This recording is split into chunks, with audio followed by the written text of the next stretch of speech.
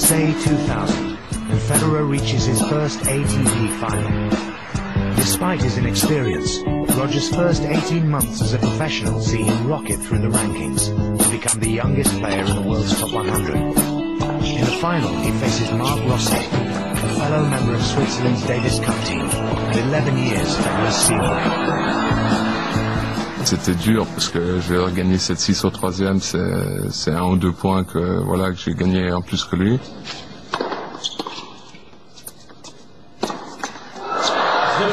Et je pense que ce jour-là, lui, comme il avait 18 ans ou 19 ans, je ne sais plus, c'est ce qu'il a dû se penser. Il a dû dire peut-être que je serai plus jamais en finale et que je gagnerai pas un tournoi de l'ATP et que j'ai raté l'occasion.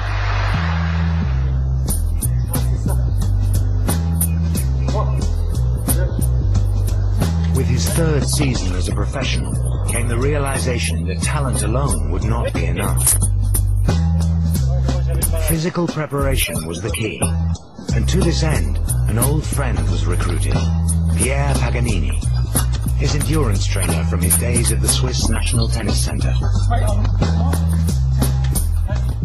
Donc il jouait déjà incroyablement bien, et c'est vrai que ses capacités athlétiques étaient peut-être à un moment donné presque pas assez bonne par rapport à son jeu qui évoluait à une vitesse incroyable.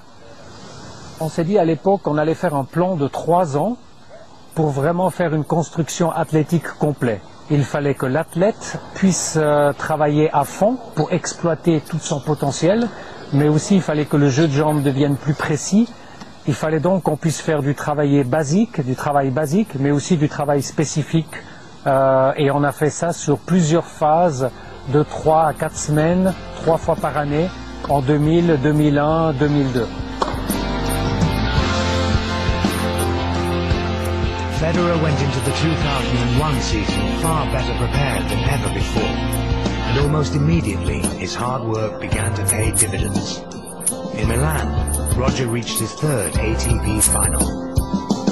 For me it was a big one because I thought like, oh God, when am I going to ever get my first title, you know, and so you start thinking this way and it all gets complicated in your head, you know, you think like maybe I'm going to become one of those guys who's never going to fulfill the talent, you know, that everybody talks about.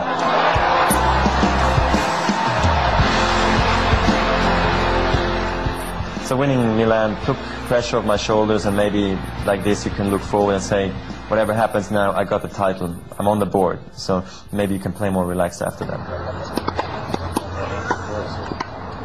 Since turning professional, Federer had been coached by former Swedish pro Peter Lundgren, who had overseen Marcelo Rios's rise to world #1. It was good, you know, because we could talk about basically everything, and you know, I had big respect for him as a player and trusted him because he knew the game and he knows, you know, what to do. You just have to try to keep him focused and keep him in a good spirit. And also, you know, work on his weaknesses. Backhand was so-so. He was using the slice more or less because his legs were not developed yet, and that was a lot of things we could work on. Since winning the Junior Championships in 1998, Federer hadn't won a single match at the All England Club. But in the summer of 2001, he entered the tournament in the best form of his career. He would play his first ever match in the Cathedral of Tennis, Centre Court. And it would be no ordinary opponent.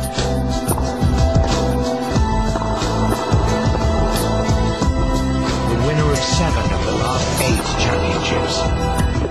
On the grass of SW19. Pete Sampras was the master. Well, I saw the draw first of all, and I saw 4th round Pete Sampras in Wimbledon, center court obviously. Honestly, for some reason I did believe I could beat him. So I got on court, surreal moment, first time at Wimbledon, first time against Sampras, and very nervous, cold hands, sweaty, you know, like disbelief. I'm on the center court against him, and once the match started, you feel like it goes automatically.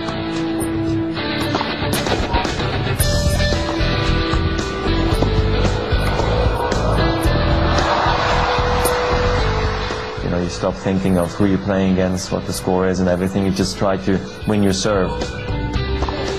Game at third set.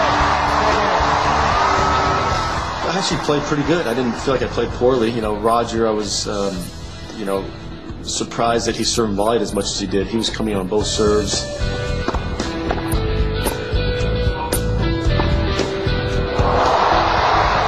The surf and volley game he played, it was just so fantastic how he had the courage to do it. And I mean, he played Sampras also as Sampras did himself on a surf and volley.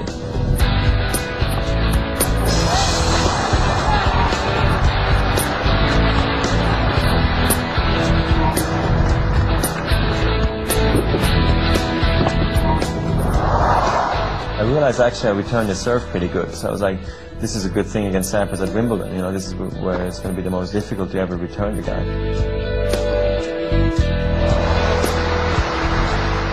I remember I had a break point to serve for the match, and he had a great forehand up the middle. I just remember that point, how it went down.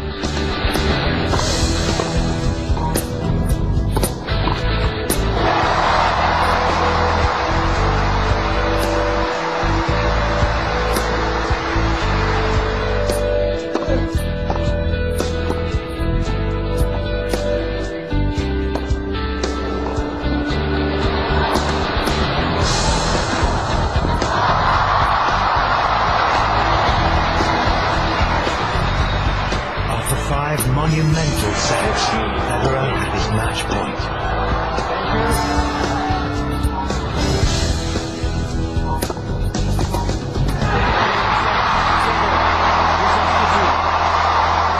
In the end, it all came together. I played this most incredible match, and I realized really the importance of Wimbledon. It makes, out of tennis players, it makes them superstars, you know.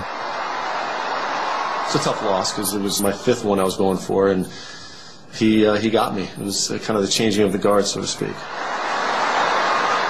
Roger looked sort of fairly relaxed all the time, right until the very end. And of course, when he hit that last winner, then you could see the emotion completely drained out of him. That's when you thought, yes, all right, he's there, he's arrived, he's beaten the #1 in the world. And I think then most people thought that, yes, there was the champion in the making. The victory made headlines around the world. Pistol Pete had been gunned down, but could Roger now take his crown? Being Sampras, you're supposed to beat Henman now too, but I'm only 19, 20 years old, so I can't expect too much, but I was expecting myself to win against Henman.